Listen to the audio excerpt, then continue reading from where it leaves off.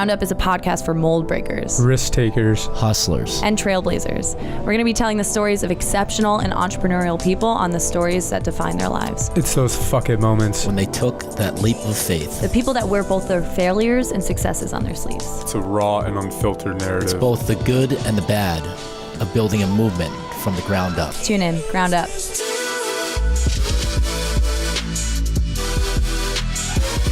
All right, what's up, guys? Welcome to Ground Up episode 4. We're here, happy on a Monday afternoon, evening almost. Super excited to be here today chatting with you all. It's been a nice Monday, right? Jordan's had a little bit of a rough time today. It's been a good one. I mean, we definitely got a little bit of the case of the Mondays over here, but excited to have this guy in here and get this thing going. Yeah. Kazan, how you feeling? Oh, great Monday.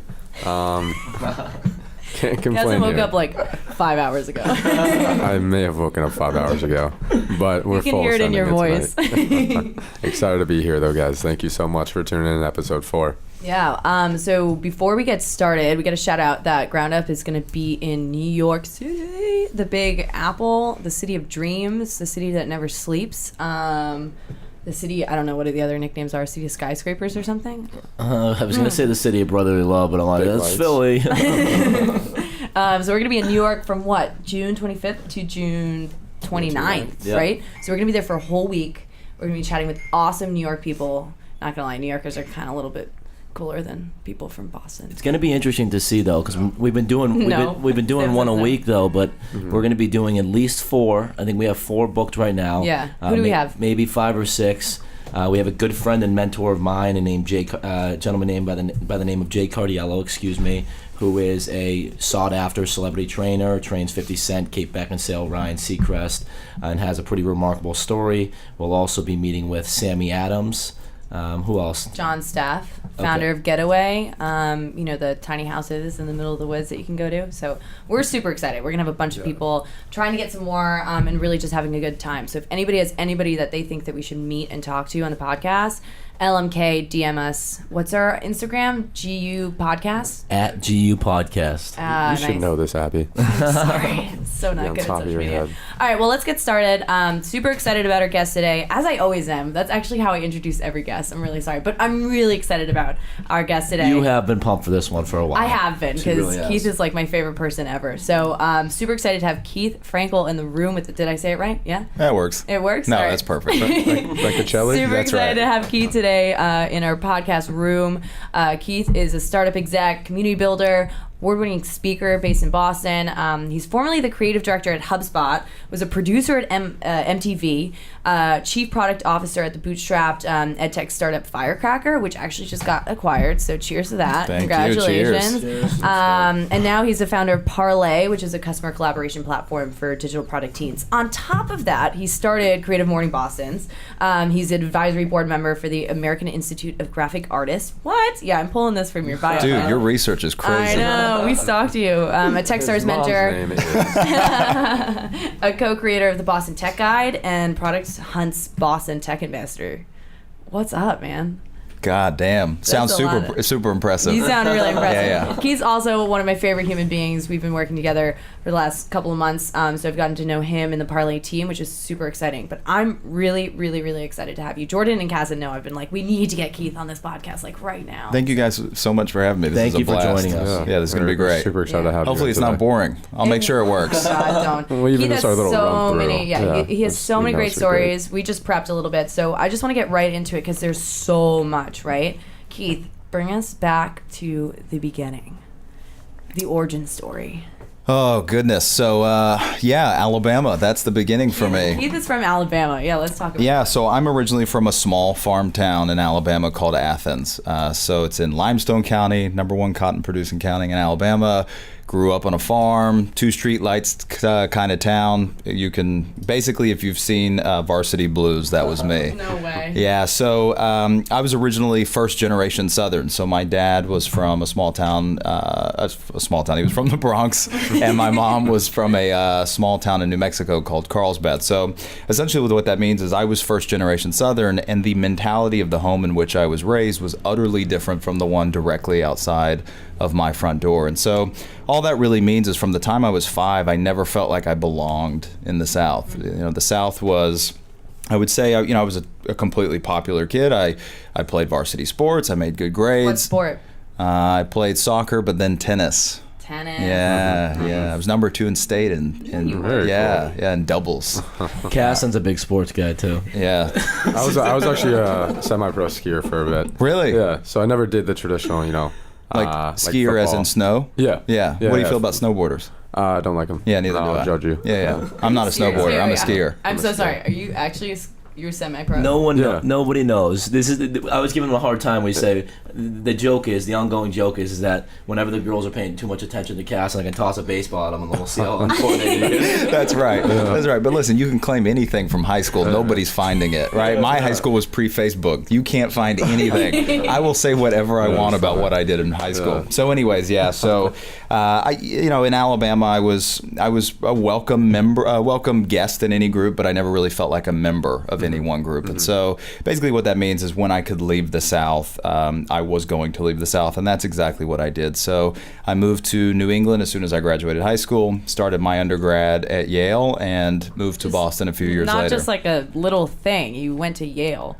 Why'd you go to Yale? Yeah, it sounds more interesting than it is. So, when you grow up in Alabama, at least, everybody either knows Alabama or Auburn. No one goes to any other schools. So there were 179 students in my graduating class, and I was the only one to leave the state for college. Right, all 178 others stayed in state, and then a handful of those went to like Mississippi State, something like that.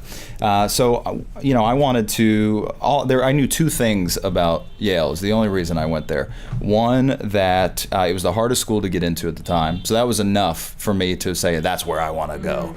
And the second was that it looked just like Hogwarts, and I was a Harry Potter fanatic, and I was like, shit, I gotta go there. They have houses too. Right? I bet they have Quidditch. So, I was only at Yale about 4 weeks when I came to the realization that New Haven is nowhere near as magical as Hogwarts. Like the farthest thing from Hogwarts. Yeah, it's pretty much a shithole. And so I was like, no, I got to get out of here. And so, I was at Yale a semester and then transferred to Tufts, which is ultimately how I made it to Boston. Mm-hmm.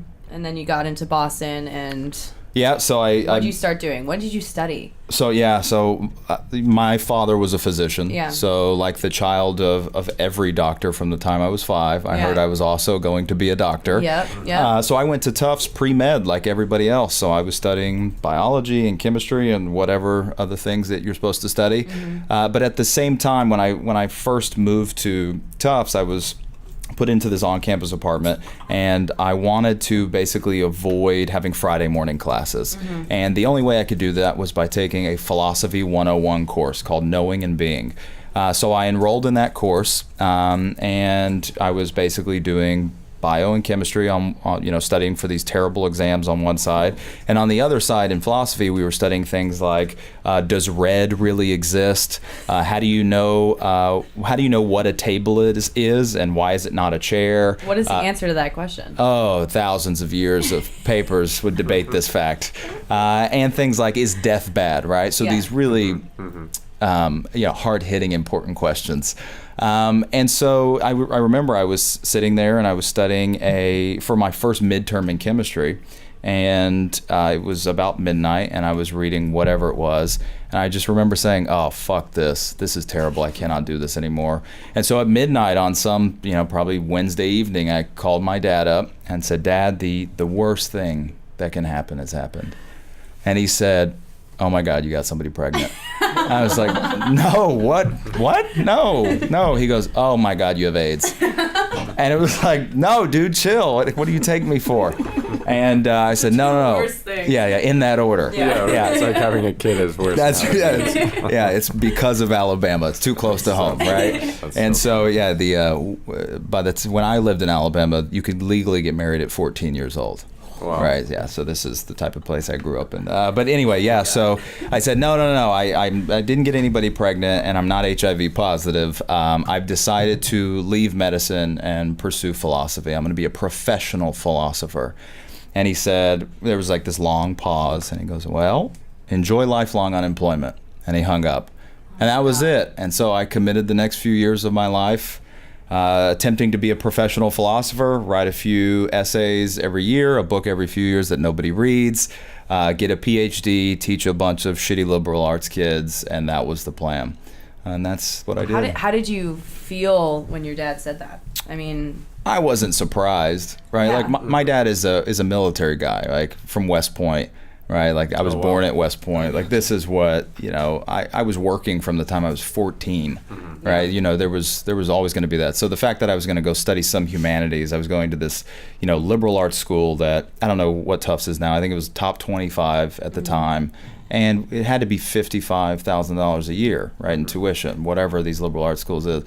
You can imagine what your dad, who made it out of poverty in the Bronx to become a physician, and through the military at West Point, so on and so forth. West Point's a big deal too. Yeah, it was a big deal, and for him to have this son who's now been gifted all the things he never had as a kid, to say, hey, I don't want to be a doctor, which is going to make me self-sufficient for sure, right? Instead, I'm going to go write articles that nobody will ever read, and I'm going to teach at a university, probably a community college, and that's going to be what I do, right? He wasn't thrilled about it. It sort of, the joke is that everything came full circle because 10 years later, I'm chief product officer at a startup that's building software for medical students and their faculty members, right? And that's, Firecracker, which was ultimately acquired. But it took about 10 years to get there to where he said, okay, I get it. I don't really get it, but I get it. Somebody's paying you to do something. Isn't that the craziest thing with parents when it's like, just because it's that generation, my parents are the same way. It's like, you got to get a job. And it's like, well, there's also so many other things that I can do that can fulfill me beyond financial means. That's right. Like how I work, this is a thing I do. It's not who I am. Right. Even if I work 60 hours a week, if I work 80 hours a week, it's still just a thing I do. Right there, my dream in life is to be known as the guy from that thing. And everybody's saw that on your website. and everybody's thing they know me from is completely different. Right. I want to, like, my whole life is sort of about collecting these metaphorical flyers, right? So I'm open to any opportunity I randomly encounter in life. And when I see something that is even remotely interesting, I'll take the flyer off the wall, read it, and I will call that number. And if it's interesting to me, I will obsess over it for the next year, 2 years, 4 years, whatever it is, until I feel like I have nothing left to gain from it, or the improvements are marginal, right? Or what I'm gaining from it is marginal over time. And at that point, I'll drop it and do the next thing. My whole career is these drastic changes, either in location where I'm living, or in discipline or career or whatever it is, all based off random happenchance, something I just happened to run into along the way. Well, that change you decided to make when you were at Tufts University, though, that led you to an interesting place right out of college. Once again, something that I think a lot of college people would be very excited about, college-age students. But you jumped into MTV. That's right. You worked on, I think it was 16 and Pregnant, which everyone probably remembers, as well as Made, and you were also a coach for Made as well. So can you touch on that a little bit? Yeah, some real morally righteous entertainment there. So I mentioned when I transferred to Tufts, I was put into this on campus apartment, and I lived with 5 other guys, and they were all black guys, right? And so I would come in, and every night they would come back from classes, and they'd be doing this like dance, sports, athletic thing with a bunch of stomping and clapping and yelling, and I was like, all right, what the hell is this? They're like, oh, you never heard of stepping? I was like, nah. They're like, you've seen this movie Stomp the Yard? I was like, yeah. They're like, this is what we're doing. I was like, oh shit, you got to teach me this. So we're all just sitting in the apartment, probably drinking or whatever it was on a Thursday night, and these guys are teaching me this step thing, and I sort of pick it up fairly quickly. Kid from Alabama. The kid from Alabama, right? So if anyone's unfamiliar, stepping is a predominantly African-American art form, really popular in the South for African-American Greek life, sororities or fraternities. And essentially what it is a choreographed performance art in which the people performing it both do the dance that's choreographed, but also make the music with their bodies. So clapping, stomping, slapping their chest, screaming things, so on and so forth. So if you've seen the Broadway play, I don't even know if it's still around, Stomp, it's that but without props. Yeah.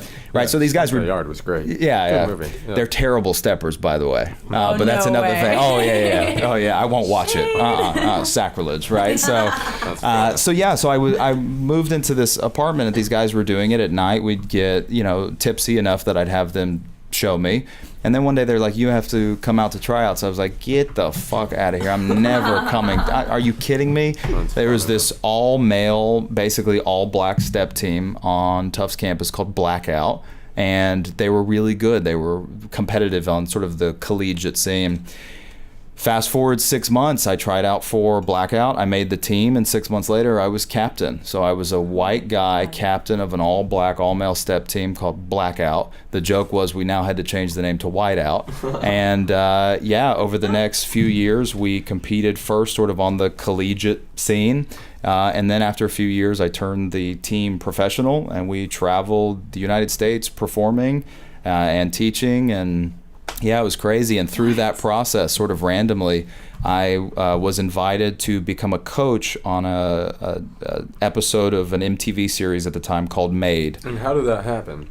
We were invited to perform, like, if this was at the time when America's Best Dance Crew was really big. You remember this? Loved that show. Yeah, so that came out of nowhere and people were like blown away by this. And around the time when that first season or second season were coming out, we were making the transition from performing at step shows to performing at dance shows. Like, that was sort of the next step up where there was actually money. No one, like, step shows are a very niche audience, right? Where a dance show, you could actually get people from all over. There's more money behind it.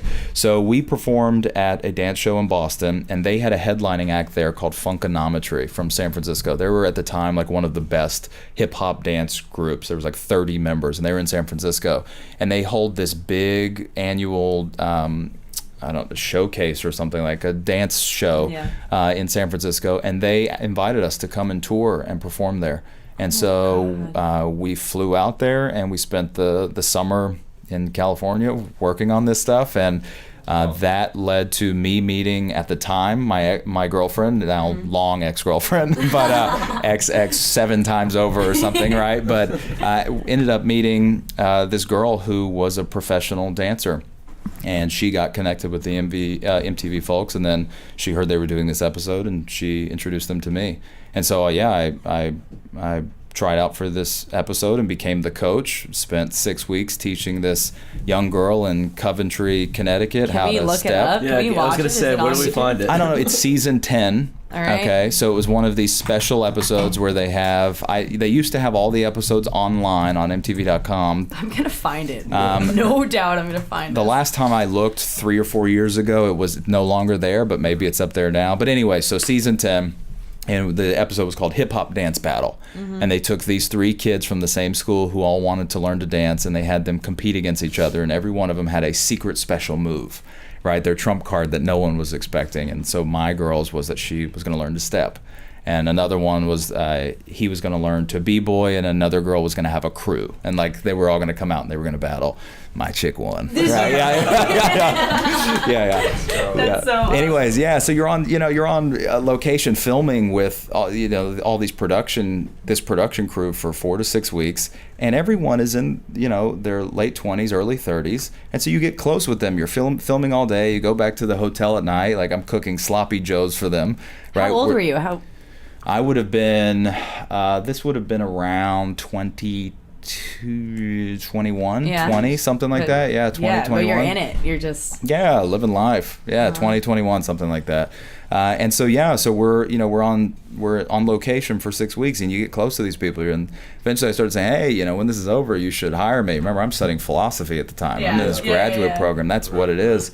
And from a small town in Alabama, that's the biggest thing you can do is MTV, right? Because there's nothing else to do. We're watching MTV all the time growing up. What was the biggest takeaway from that aspect of your journey so far? Which part? Working with MTV and being on a TV show when you're a 21-year-old kid.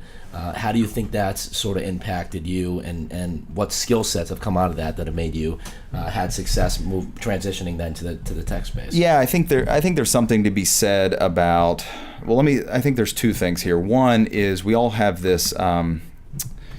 there's this thing called aspirational value, right? There was a time in human history where the things you owned were a direct representation of how successful you've been. Credit destroyed that idea. There is no such thing as aspirational value anymore because almost anyone can buy anything on credit. Yeah. You can you can be in debt, right? So aspirational value died. There's still a certain sense of aspirational value based off fame or renown or prestige, right? So we think of these mythical characters. A lot of America thinks of celebrities as these special characters.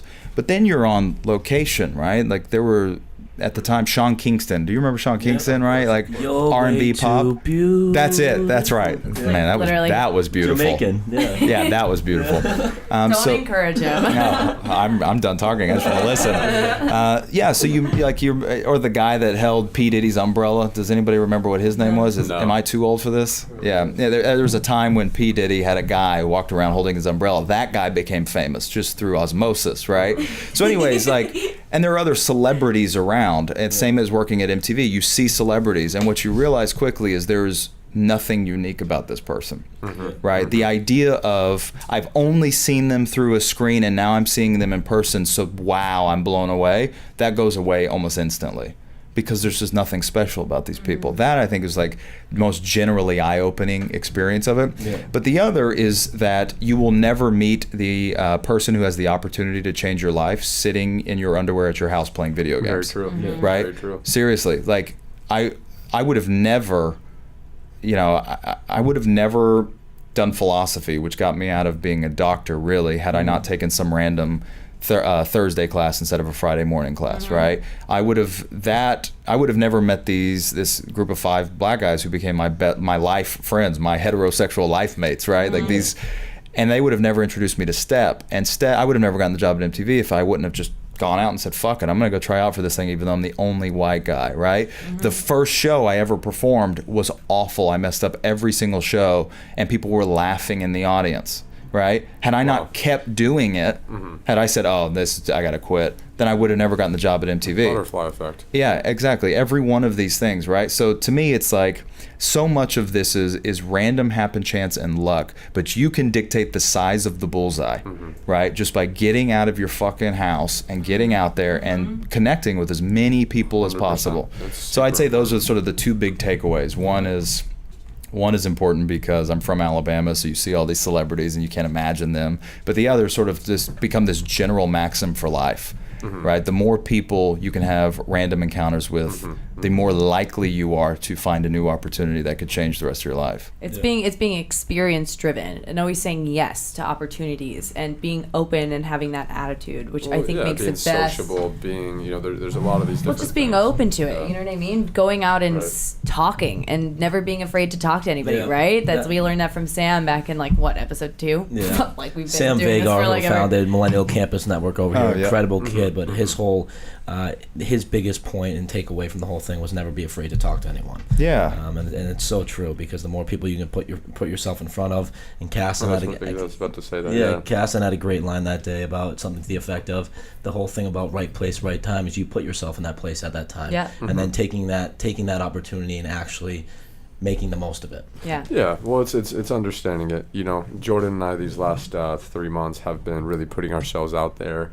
In a social way, but in a way that we kind of chalk up to business development. Of course. And we've been able to craft a really great network around us to help us build the projects that we're working on to new levels and new kind of strengths of what we have, and Abby's now in that with us too, which led us to you. So, so there we go, butterfly effect. Life is funny, man. Yeah, it's so critical. You cannot build a village alone.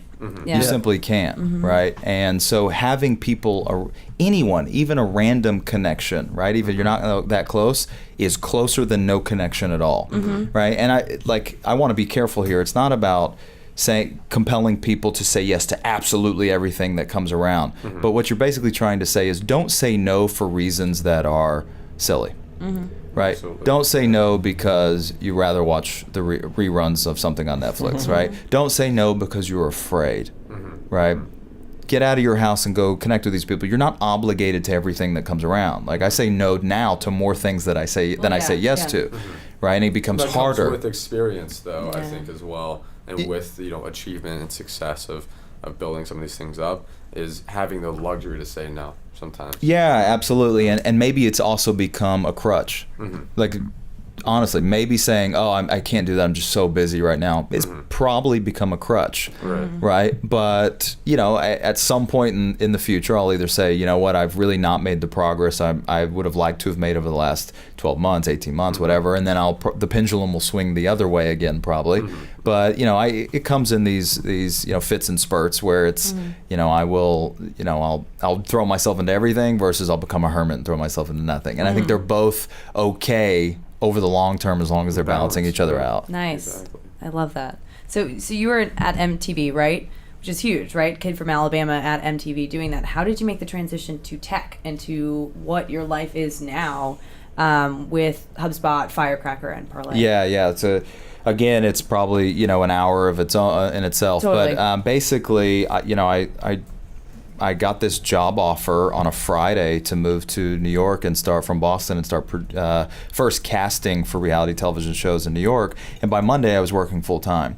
And so if anyone is unfamiliar with sort of the life, at least at MTV, perhaps it's different from different networks or production companies, but you're working 12-hour days easy. Yeah. Right. You're like, I slept under my desk more frequently than I slept at home. There's no time for relationships unless you're living for the weekend, right? Really living through the week for the weekend. And is that a metaphor, or did you actually sleep under your desk? No, that's real. Wow. Yeah, no, that's real. You don't see that too often anymore. Well, it's so funny because when I moved to tech, fast forward just a little bit, when I moved to tech, everyone talked about how hard it works, how many hours people in tech work, and I found it almost comical. Like, I think the reason I was able to become successful in tech so fast, despite no formal training or education or background, was because I was just putting in way more hours than everybody else during those early years.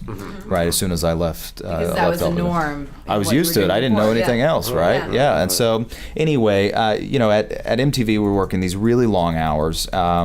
And it was highly stressful. There's almost this environment of fear by design, right? There are hundreds, thousands of recent college grads that would love to work at MTV for the same reasons I did, having nothing to do with the actual work, more just, it's MTV, right? And so, there's this line of people ready to replace you. They let you know that's the case. Nobody at MTV is full-time except the production managers, right? The people handling budget. No, people working in casting, people working on episodes, all of these people are part-time.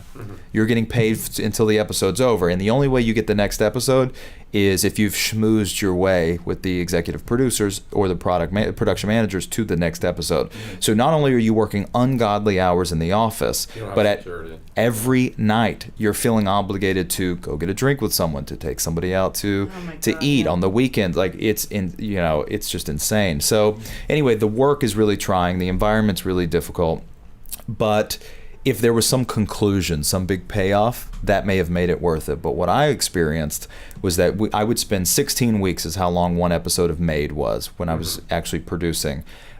You'd spend 16 weeks on an episode, you'd put everything you had into it, the episode would finally air, and there'd be no conclusion. You would see there'd no closure to it because you never see someone watch the episode.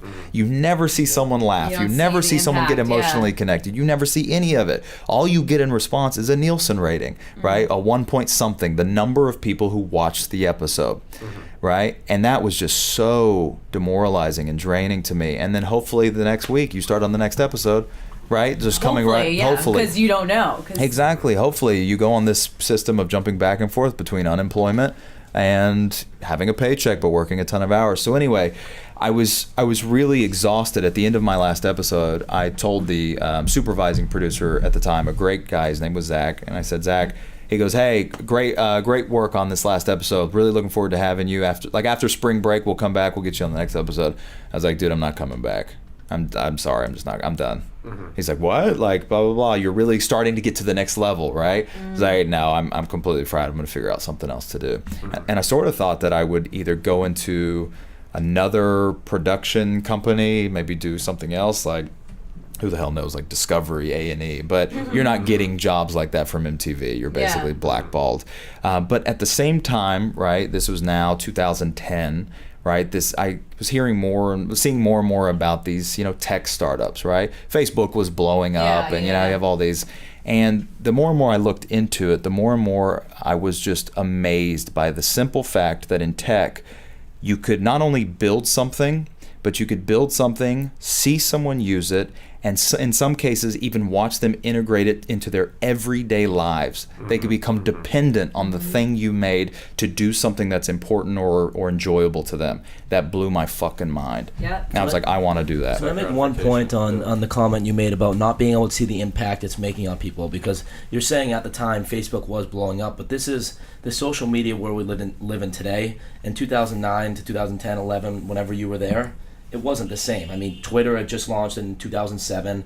Instagram, I think, was 2010, so that was just coming up. And so I think that maybe had it been 5-6 more years down the road, you would have been able to see more of the impact shows like that were actually having on people and the engagement from the audience. But just on that too, but with tech, because I'm intrigued in tech for the same exact reason, it's because you can actually build it. Yeah. Like, you know what I mean? And you can actually build it and then keep building it once you build it, and you can actually see how There's people are using it. no last chapter in tech. Yeah, Right. exactly. Right, if you're building a piece of software, Yeah. it's never over. Yeah.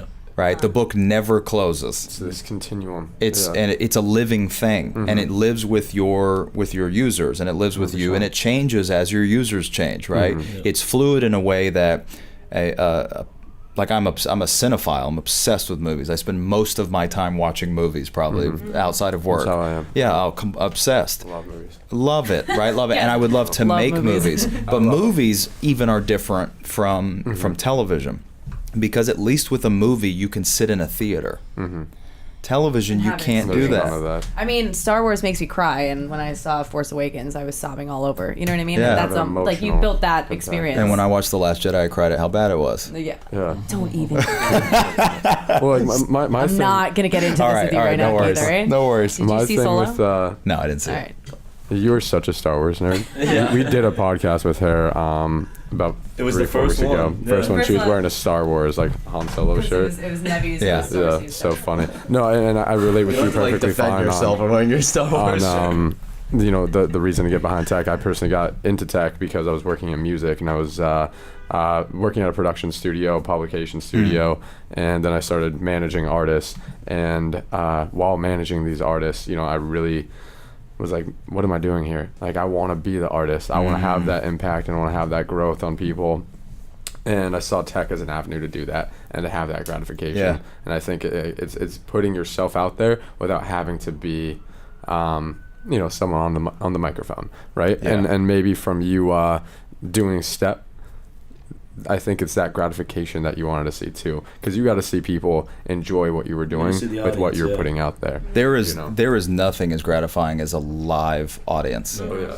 The experience of nothing. Like, this is cool, but this is cool because the 4 of you are in this room. Right? This is not cool because I get to see how listeners feel about this. Yeah. I'm not going to see any of this. I'm going to see some trolls say negative shit. If anybody listens to it, I don't know your viewership, right? It's getting there. But if 1 million people listen or nobody listens, I'm going to receive very little of that, right? Yeah. Because by the time it goes out and people, if they write in anything, all I'm getting is their text, right? Whatever comments they place, and that was now days or weeks ago, right?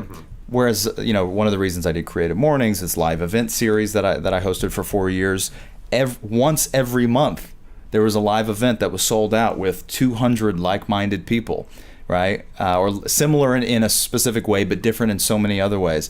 And you could see it live, right? And that was just incredible. And I think tech is almost this in-between, where I can be paid to make a thing that affects somebody, and I can actually see how it affects them long term, hopefully in a beneficial way, or a mutually beneficial way. But that just was fascinating to me. So I really wanted to get out of MTV.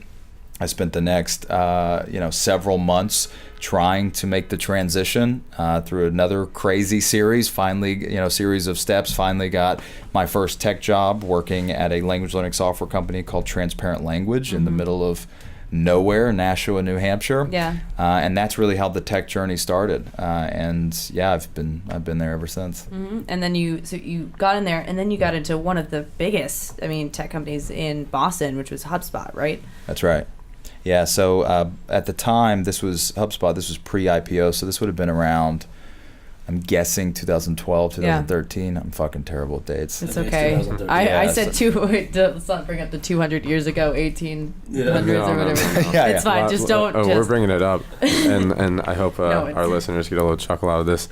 Sam Vagar did an exercise with us while he was on the podcast, and he goes, guys, close your eyes and think back to 1200 years ago and the brands that still exist from then to today. And she's like, what was that, like the 1800s? I didn't hear the number right? The best part was no one picked up on it though, but then we were watching back through. Normally that would come out of one of our mouths, not ours. So that's why we had to point it out. Well, that's like the thing with slavery. Like, I've heard very intelligent people say slavery was 450 years ago. Right? No, it was 140 years ago. Yeah, it was two. What's the Louis C.K. thing? It was two 70-year-old women back to back. Yeah. Right? That's it. Yeah. Two 70-year-old women back to back. That's it. That's funny.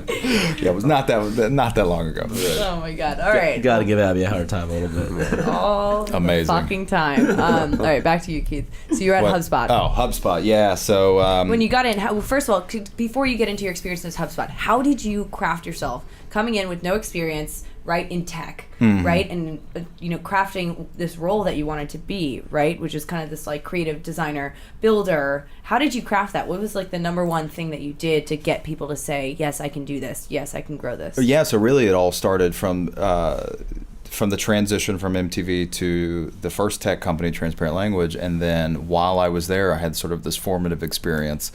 So the first, let me talk about trying to get into tech the first time, because that was actually harder, right? How do you take this MTV thing and you cast and produce? So really quickly, this is the story, right? So I had met this girl from Funkonometry SF, right, who was on this dance team in San Francisco that I met while I was stepping. Her name was Barbara. She was a social media marketing manager. You got a joke about Barbara? No, just shout out to Barbara, man. What up, Barb? How you living? That's right. And Barb just had a kid. I saw it on Facebook. Good for her. Good for you, Barb. At least she doesn't have AIDS. Barb, cheers to you. Hopefully she names it Keith. All right.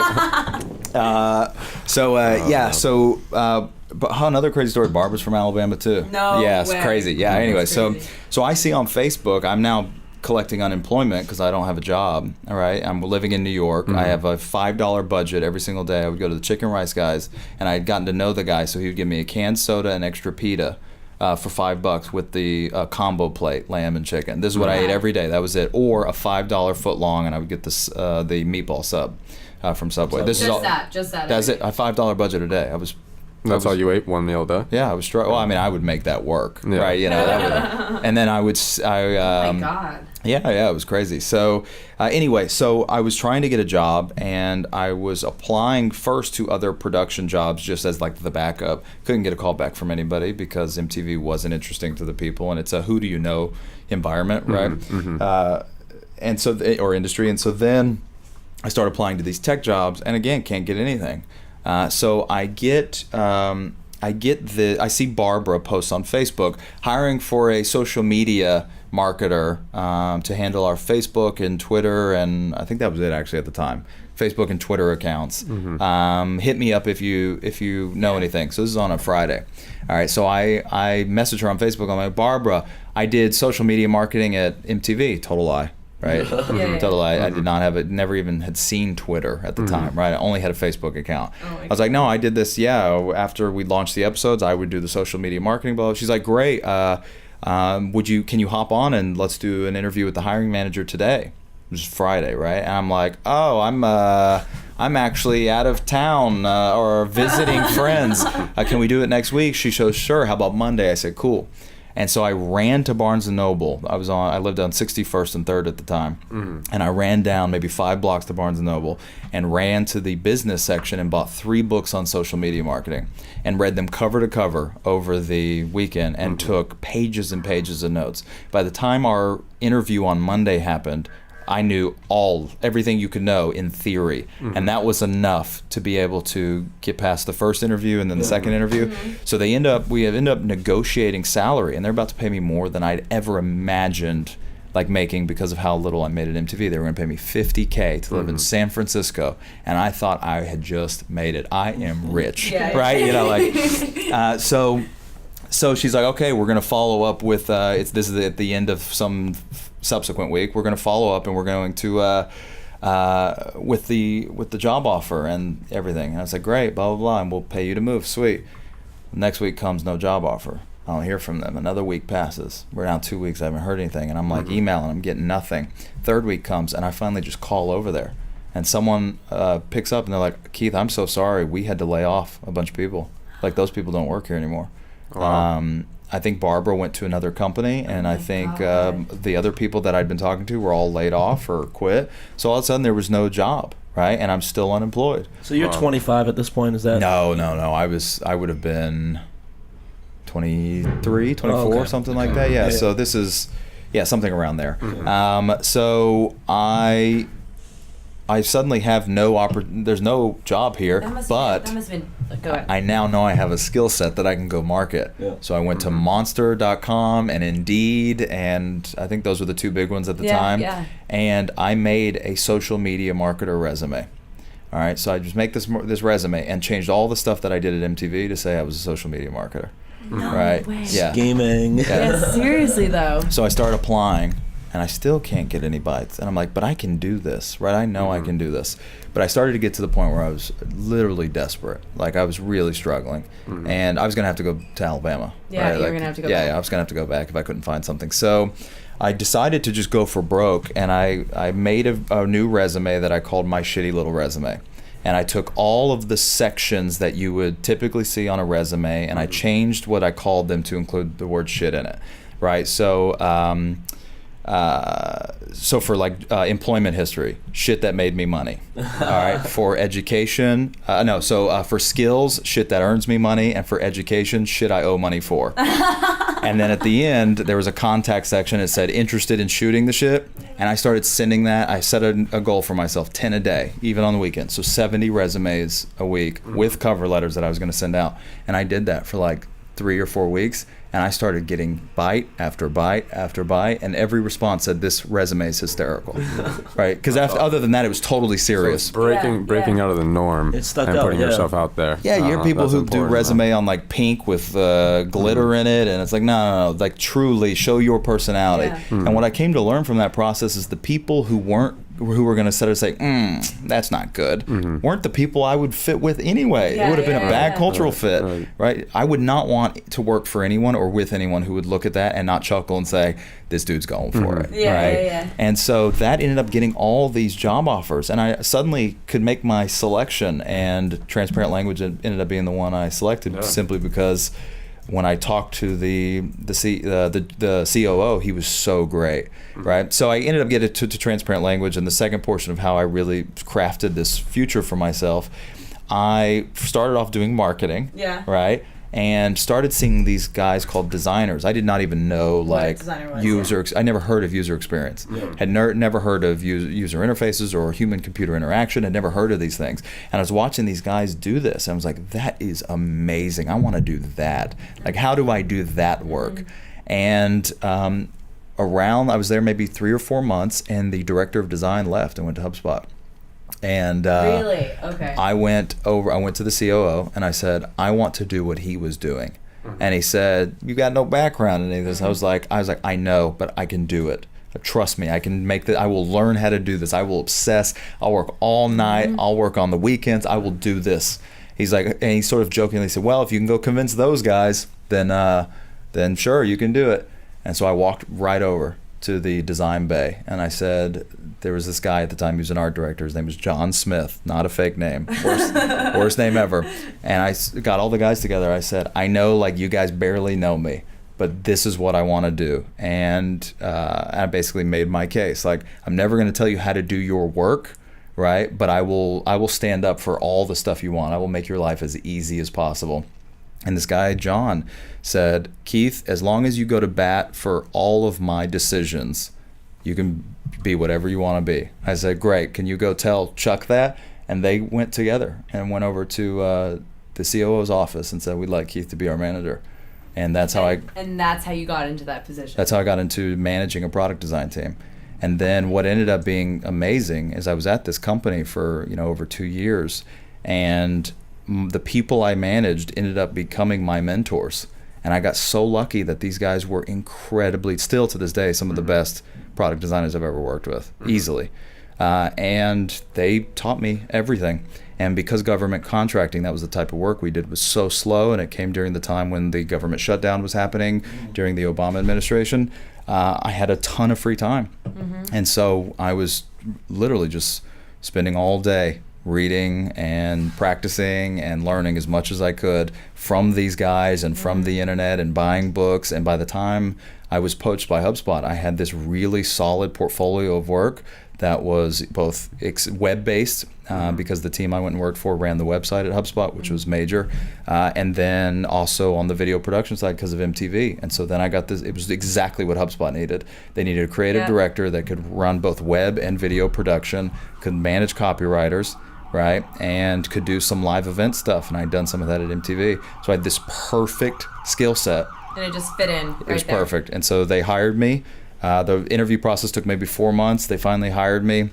I was hired by these two folks who seemed great in the interview process. Within 2 hours of working at HubSpot, I made them offer John Smith, the same guy, the same exact offer they gave me. They never heard of him before. They gave me a job offer. I said, great, now make one for John, or I won't come over. And they made John an offer, the exact same one. How do you just say that, though? How do you just say make one for, I feel like the way that you craft your situations and craft your arguments is just such a great skill. The worst they're going to say is no. Yeah. And then I still would have taken the job, right? But I want to make someone tell me no to my face. I don't want them to get away with not having to say no because I don't ask, right? So just tell me straight up. If you would like to say no, fine, say no, and no worries, we'll move on. Don't be afraid to talk to anyone, right? Anybody, Yeah. Or right? ask for anything. Yeah. I mean, that's the biggest thing. Half the time you just need to ask. Yeah, like, listen, Put yourself out there in the way that you can actually do it, though. and it wasn't about, I didn't say double my salary. I said give this amazing talent, which you would be lucky to have, a similar offer that you gave me. I didn't ask for more money for myself or even more options.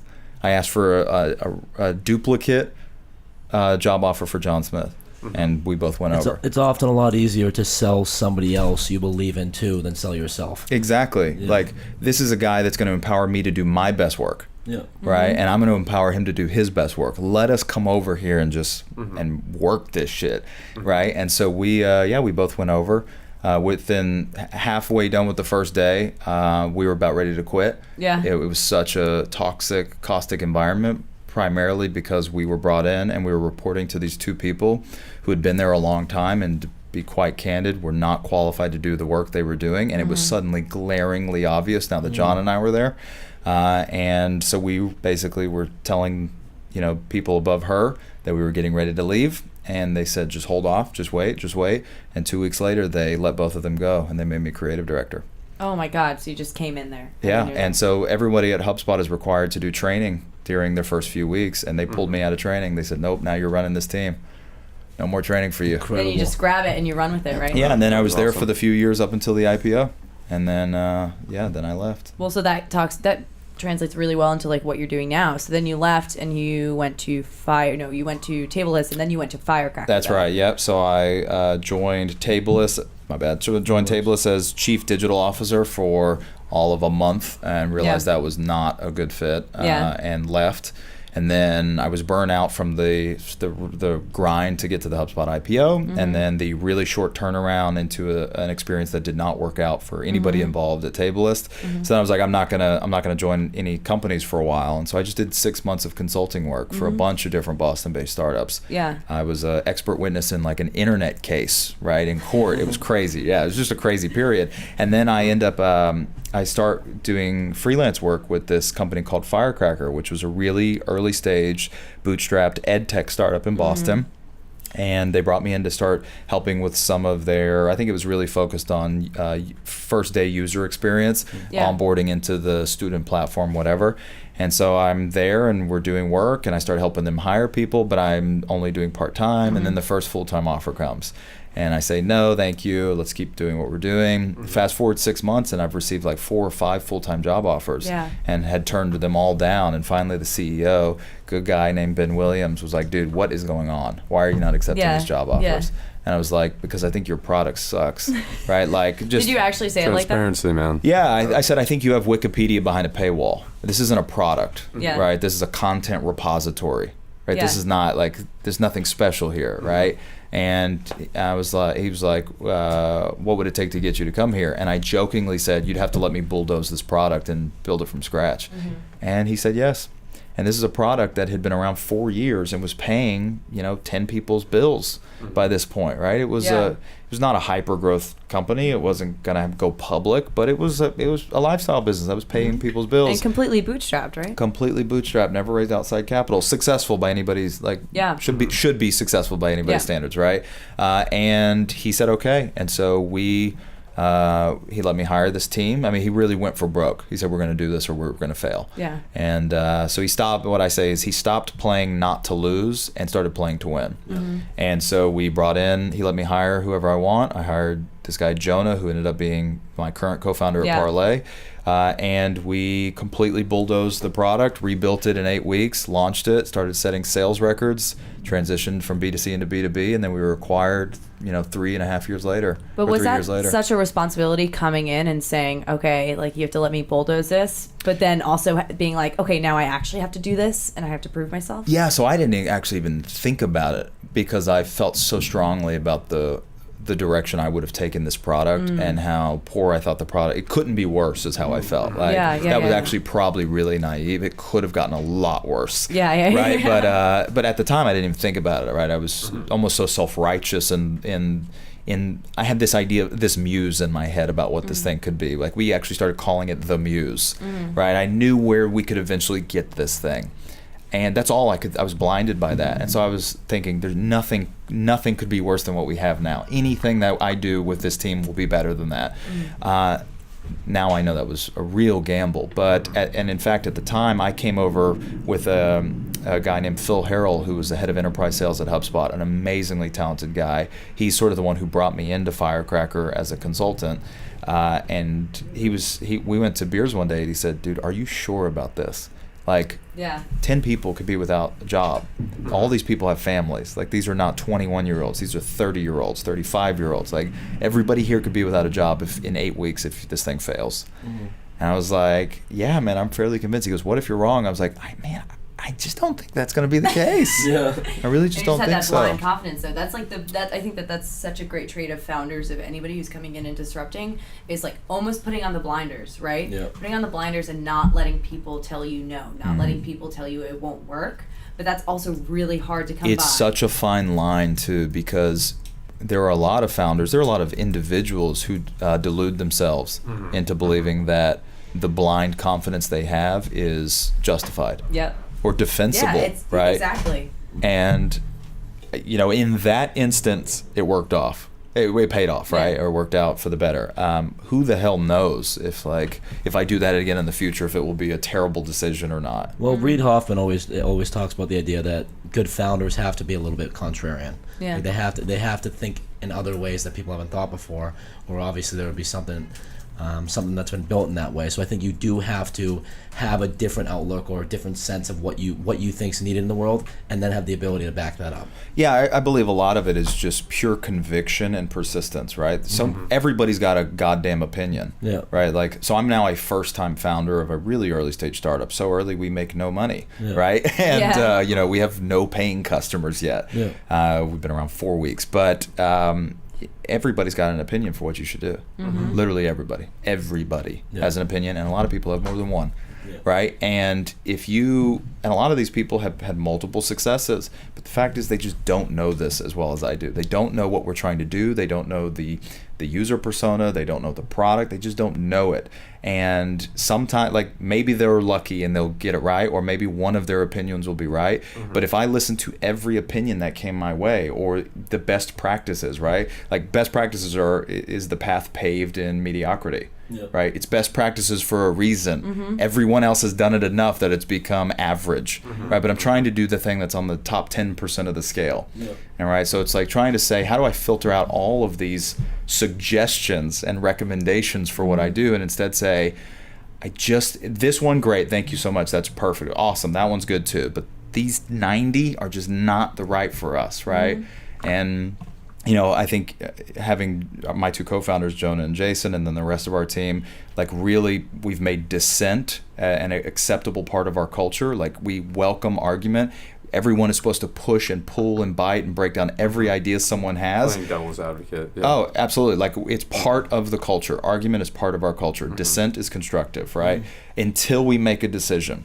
And at that point, everybody is expected to accept that decision as if it was their own and defend it every step of the way and support it, right? So I have all these people around me, this 6-7 people around me who are fighting so hard to break down these preconceived notions I have or thoughts about the direction we should be going, and I'm open to that feedback from that group of people. But ultimately, once we make a decision, whether it's mine, whether it's one of theirs, that's the decision, and it was all of our decisions. So right now, it's sort of what gives me faith in that. Some decisions may be wrong and be erroneous and lead us astray, but in average, most of the decisions are leading us in the right direction. I think that's awesome, right? I mean, that's how teams should work. That's how startups need to work, right? Is being able to dissent but communicate and collaborate together and move forward. But I think that the coolest thing that I love about your mentality is also like honesty and transparency. And it seems that throughout all of your life experience, and we haven't even touched on half of it. I wish we had more time that we could touch on all of it. But like you keep transparency at your core. And I think that that's really, really hard to come by in entrepreneurs, specifically in entrepreneurship, specifically in tech entrepreneurship, being transparent with where you're at and what you're doing and using that to guide you and using that to grow as well. So how do you use transparency, and just being honest with people? I have a quote here that literally I stalked you and I found this quote. Our responsibility is to make the world a better place. And I believe we can all do this simply by being more honest and more candid with those around us. Yeah, I think in general we've gotten to a position, at least in an American society, it may just be a Western society, I really don't know, in which we're afraid to have conversations about difficult subjects. Like, think how many times growing up you heard that it wasn't polite to talk about religion or politics. Yeah. Seriously, think about that. Every single dinner table, Yeah, that's stunning. Those are the things we should talk about. Exactly. Because it affects everybody ubiquitously. Right? And so we've gotten to this point. I mean, think how many times you're with a group of people and people, you don't know them that well, or maybe you do know them fairly well, but people are uncomfortable stating a preference about where they'd like to eat or what movie they'd like to watch or seriously, like what bar you'd like to go to, how people sit on the fence. That's completely trivial. There's nothing at stake with that, and people still feel uncomfortable stating a simple preference when nothing's at stake. Okay, if we can't talk about that, where we want to go eat, why I don't want to go to a place, so on and so forth, how can we ever handle the really difficult subjects, right? And so I think that we actually need this reversal. This pendulum needs to swing this opposite way, where everyone can have conversations about difficult subjects, but they do it in a way that assumes best intent from the people they're having conversations with, right? So what happens today is the polarity of our political spectrum today in America is extreme. And I'm sitting there staring at it because on my Facebook page, half of the people I'm friends with are from the red state of Alabama, and the other half are from Tufts or Yale or somewhere in tech along the way on the East Coast, in Boston in particular, right? It's completely different populations of people saying polar opposite things, and the number of people who are identifying as moderate, I know one. I consider myself moderate. I'm the only person I know who's moderate, right? And the truth is I'm probably not moderate. I'm probably leaning one way, but at the others, the ends have become so stretched and polarized that it's almost made it impossible. No one likes a person who sits on the fence anymore, right? If you don't have some like bleeding heart principled belief in a certain thing so extreme that the other side are crazy, lunatics, small-minded, right? Either racist or social justice warrior, right? Snowflake or something else, right? Absolutely. And so, in in my opinion, getting back to a place where a society where it's much more productive and constructive requires all of us on an individual level in the day-to-day to get comfortable being candid and open and truthful with each other, not lying or sugarcoating, right? We also have all these inputs that we're seeing all day long. Instagram culture, right? It is the construction of identity. It's not real identity.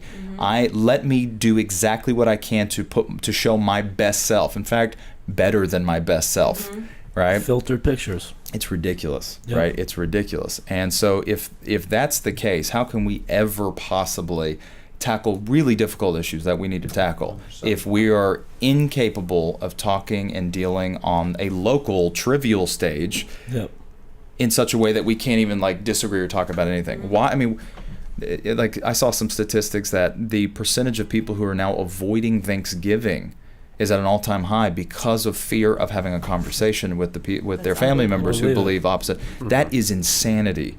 Right? That's insanity. And so my belief is that not only will society be greater in large if we all become comfortable with dissent, right? Comfortable with opposing point of views. And the only way to do that is by getting used to it, right? Being honest, being candid, being comfortable with disagreement. These things are skills. It's like going to the gym. Right, your muscles get bigger by repeated exposure to the trauma of breaking down those muscle fibers through strenuous activity. It's the exact same thing with being honest. Being honest radically honest gets easier over time the more you do it. Just like being a liar gets easier over time the more you lie. So true. Those Enron guys, do you think those Enron guys who stole hundreds of millions of dollars from poor unsuspecting citizens started with that? No, they started by stealing a quarter from their mom's purses. Right? And that became stealing a Matchbox car from Walmart, and that became and fast forward 50 years and you've got guys who can happily rip off all of these people from the Rust Belt or all over America for hundreds of millions of dollars and not blink, right? How do we get there? So my opinion is that we owe it to each other, right, to be as candid and open as possible. I'm not saying that people need to be rude. I think there's still a place for tact, right? You can still have empathy for the way someone will receive a message, but pretending that reality is not reality. Like how often do you hear people say, and excuse me if you say this, that's just my truth. That's not what truth is. You don't get your truth. That's your opinion. Truth is like a thing that everybody has. Or how about this other one on the left, right? On the left, you hear a lot of people say, that offends me. As if offense should be some motivator for how the other people should act. There are people who are offended by the color of your skin. A lot of white people who are offended by the color of your skin are offended that you would like someone of the same gender, right? Be sexually attracted. Are we supposed to make way for them too? Offense is not a motivator of behavior, right? That's something we should talk about. Why are you offended? I apologize that you feel that way, right? That's even become a thing you can't say. You can't apologize for someone else's response to something. Because it comes across as a passive aggressive. Dismissive. Yeah, it's dismissive. It's oh, you don't care that I actually feel this way. It's dismissive. So anyways, I feel like there is too much in the tech space. Like in common American culture or Western culture, you have sort of the social media, let me paint a fake portrait of my reality. Which is a massive issue. It's massive, very right? Toxic culture. It's massive. And we're all these, basically everyone is looking up to these people on television or in popular culture who their whole demeanors and personas are based off this. Like their entire identity is based off, how do I form this so that the millions of people looking at me think I'm something really special? That's why we see the jump in these mental health issues, though. Exactly, right? But when you look at, even in the tech space, right, we have this similar issue, right? So very specific to high tech is, in my opinion, the Steve Jobsian view of what it means to be a founder CEO. Yes. I think it's toxic. It is so toxic. I'm sorry, I'm interrupting you for a second because I'm so passionate about this. I hate the idea of the hustle, the Gary Vee, the hustle. It's completely fucking ridiculous. It's so fucking ridiculous because you can build something and you can do it effectively and you don't have to injure and what's the word, decapacitate yourself mentally or emotionally, or like you can live your life and you can build something amazing. You don't have to sacrifice your mental health to be a successful founder, and that's the image that it puts off. It says hustle. If you're not sleeping enough, like you're hustling, you need to hustle harder. You know what I mean? And that's so frustrating to me because it's such a bad image for people who want to aspire to be that. We've accepted these ideals based off of a single proof point in these people who are successful. All right, Gary Vee, he's really successful at marketing himself, right? As the tech guy who curses on stage and says hustle, hustle, hustle hard, right? Like there's nothing vulnerable about it. And he's gone to the absolute extreme with that, right? To me, Gary Vee is a symptom of this, but he's not the cause. Like I look at things honestly, like the Steve Jobsian view of what it means to be a tech founder and CEO, right? This guy who's uber visionary, right? He has to be able to, like, he's got all these skills. Like, what happened to just the guy who can build a thing well? Like literally just the guy who can write a line of code well, or the guy who's the introvert who can't get on stage and pitch this thing. Wozniak, yeah, exactly. Right, but we don't talk about him. Yeah, right. Nobody talks about Wozniak. No, there are millions of biographies on Steve Jobs. We've adopted this obsession with this Jobsian view of what it means to be the ideal CEO and founder, and we've thrown away all the things that were pretty bad about that guy.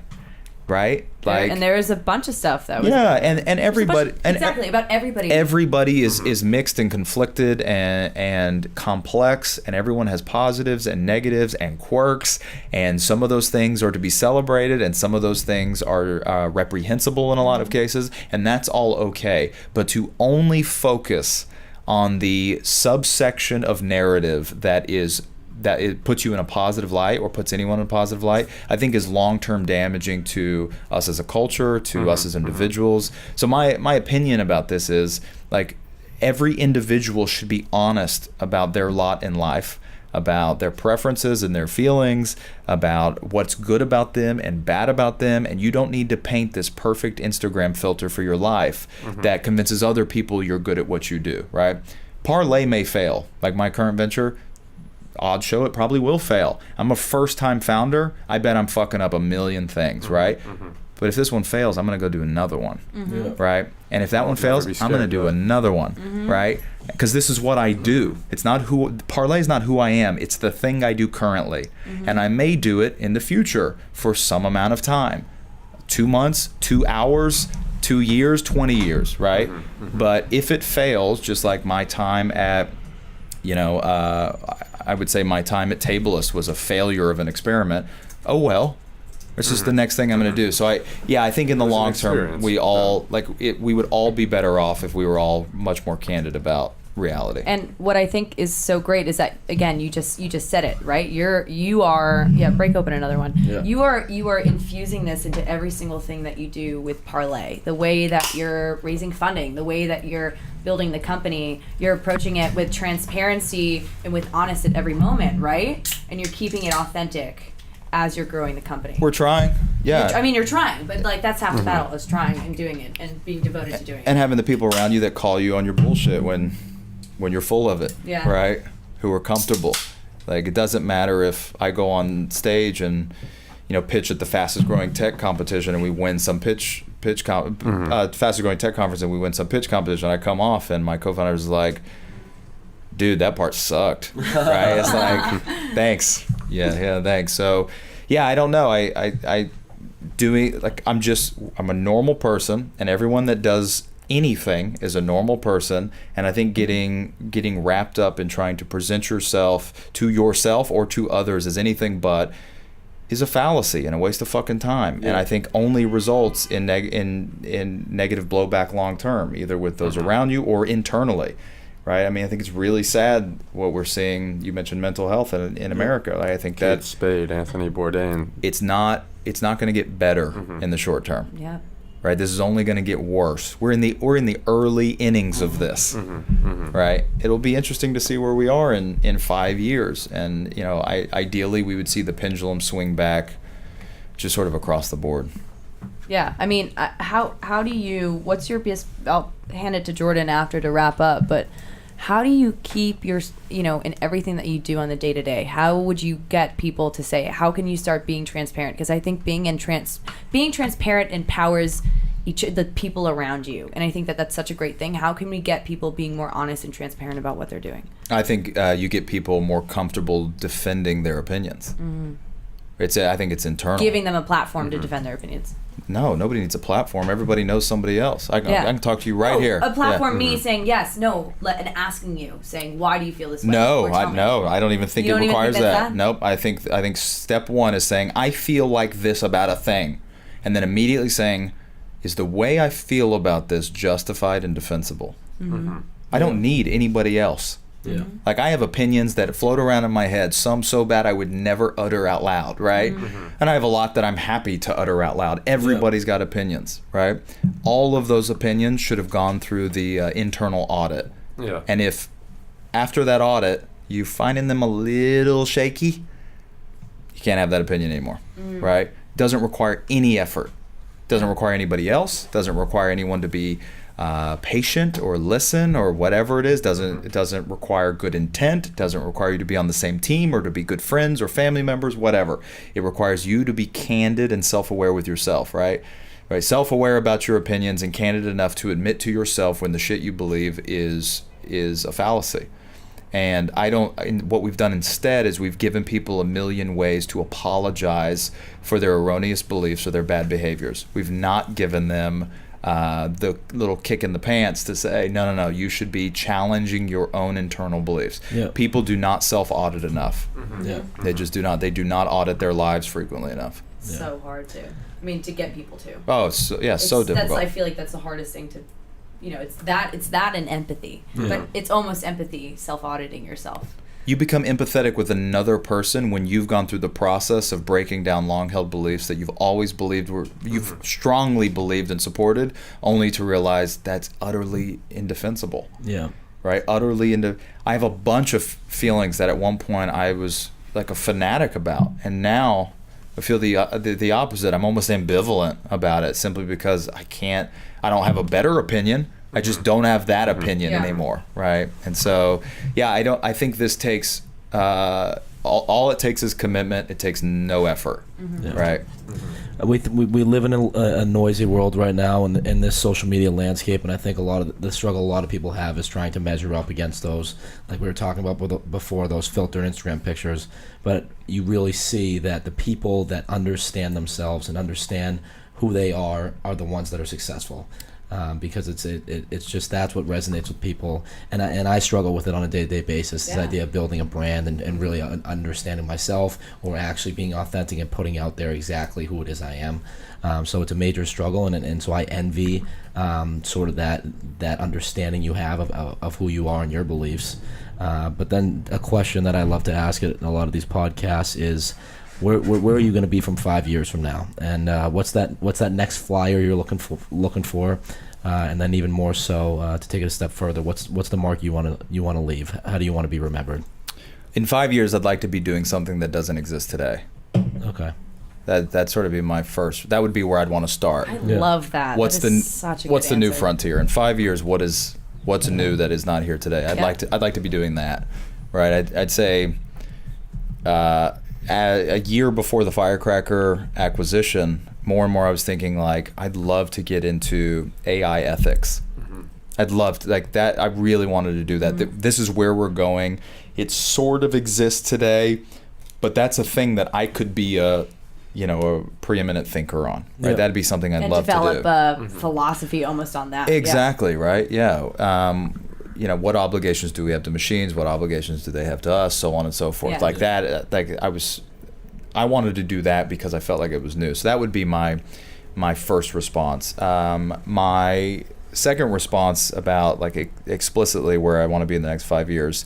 If Parlay is successful enough where I no longer need to chase tech liquidity events, I won't do tech anymore. Right? That's my feeling. I may do something related, but I really want to write a children's book. Right? I have the idea, I have the characters, I know it. Right? It's just about I want to take the time to do it. That may take me a year. right? And I don't know when I'll get to that, but I know I want to do that, right? And I would love to learn how to build a motorcycle from scratch. It's something I want to do, right? So what I ultimately like to achieve is enough independence that I don't have to continue going to the well of the same skill set in order to pay my bills. Like that's the ultimate goal for me, is how can I get Parlay to the point where it's interesting enough as an acquisition prospect, or it's wildly successful, right? And much more successful than Firecracker was, more like a HubSpot. And then I now have the freedom to pursue all the rest of my interests, right? I don't think you'll see me do what so many of these tech guys do, which is they find a really big success and it's on to, like, I would never do what Elon Musk has done. What, just like sell it on to the next one? Another big one. No. At that point, I've earned the freedom to go do anything else. Right, that's how I feel about this. That's why I love what Fialco did with even Icarus and getting into the not to get too sidetracked, but because he was passionate about it. He was a road biker. He was into the film production, and so he took that as a passion project and ended up being wildly successful with it. Greatest documentary in the last 12 months. So great, right? Oh my God! But it's crazy because I kind of hate the idea of passion project, because like I feel like you can make your life passion projects, and it's not just a project. Project said that there's like an end. You know what I mean? Yeah. Like I feel like a passion project can become your lifestyle. It can almost be like you are pursuing a lifestyle of passion by just always be doing something that you want to do, and people have the ability to do that now because they have the platform to speak about it, and they have the people empowering them to do that. And I think that being able to look at that and say, I'm not going to do something next and reach the success next and do everything on the side, I'm going to build a life where I can do this now, and I can do this for the rest of my life. I'll tell you, just as a first-time founder, for the first time ever, I have seen why it becomes so difficult to do. I live in a state of perpetual guilt, right? I could always be doing more for my coworkers, for my fiance, for my investors. I have a responsibility to everybody else. I could always be doing something more, and it's actually made it really hard even just to enjoy escapism. Right? We talked about I'm such a cinephile. But it's hard for me to sit and watch a 2.5-hour movie because the ever-looming guilt of why should I be doing this? I feel that's so hard. And it's for the first time ever I experienced that now with Parlay. And so I think that is the new challenge in my life, is how do I manage my own emotional state, and even more so than me, the emotional state of the people committed to this path with me, not just my co-founders, but their partners, their significant others, because we're all in on this together, right, for some amount of time in the future. And so Nick touched on that in our first episode, who's a fairly successful founder, and he's like, the responsibility that you feel when all of a sudden you have people under you and people that you're managing and working with that have families, and you are that person. That's exactly right. That they're depending on to make sure that they can continue to feed their families and pay their bills. And then even this third episode we just did, where Kelly comes in and says, well, life is so much more than a job, and all of that is very true. And that's where, I think the mental state and being in tech is really difficult, because you have this almost God, responsibility where But I love how the way that you address it, you said it's the challenge that I'm dealing with now, because you haven't figured it out. No. And that's you being transparent right there, because people pretend like they figure it out. They're like, yeah, you're always going to be doing more, but secretly they're dealing with it inside. But if you can say, no, this is what I'm dealing with now, everybody around you can go to work on that together with you. Your co-founders probably feel the same way, and feel the same way about you and your fiance and your whole network, right? That's and exactly being right. able to be transparent about that allows you to empower each other, I feel like. That's exactly, and this is why this series of workshops that you and I have been working on together over the last 3 months, this for Underscore VC here in Boston. We've been meeting once every 2 weeks at night, and originally when we were asked to participate, I felt a certain sense of almost frustration, like we're a little too experienced to be participating in this program. I was obviously happy to have been invited. Like, I liked Abby and her team so much, but I was sort of feeling like, I don't know, like I'm not thrilled about this. But it actually became this amazing outlet that regardless of whatever content was presented, whatever we discussed, it was a support group. It forced my co-founders and I to get together once every 2 weeks and talk about the things we were struggling with. Even if it was the perception of struggling and we actually weren't struggling, right? And I found that just to be incredibly valuable, and you don't get that enough. Like, you don't get this experience of talking around the table enough, right? Like, even sitting down, I'm sure there was having spied on my background, there was a narrative that you guys were saying, we'll get him to talk about that. That'll be a great story. Even that is like constructed, right? Yeah. But then to get here and us talk about none of that shit is way more valuable, right? And hopefully interesting to you guys and anybody, Absolutely. you know. Well, those are, I mean, what a great way to wrap up. I think that's kind of, you hit the nail on the head on what we want to create, right? Which is just like a raw and unfiltered narrative on kind of like the experience that have defined you. So like, thank you so much and coming here and sharing your transparency and your honesty and like empowering all of us, because I feel empowered. I feel more connected to you because of the way that you talk to us about your experiences. So Keith, thank you so much. This has been a blast. Thank you guys for having me. Appreciate it. I appreciate it. This was All a right. blast. Thank you guys. See you guys next week. Bye. Cheers.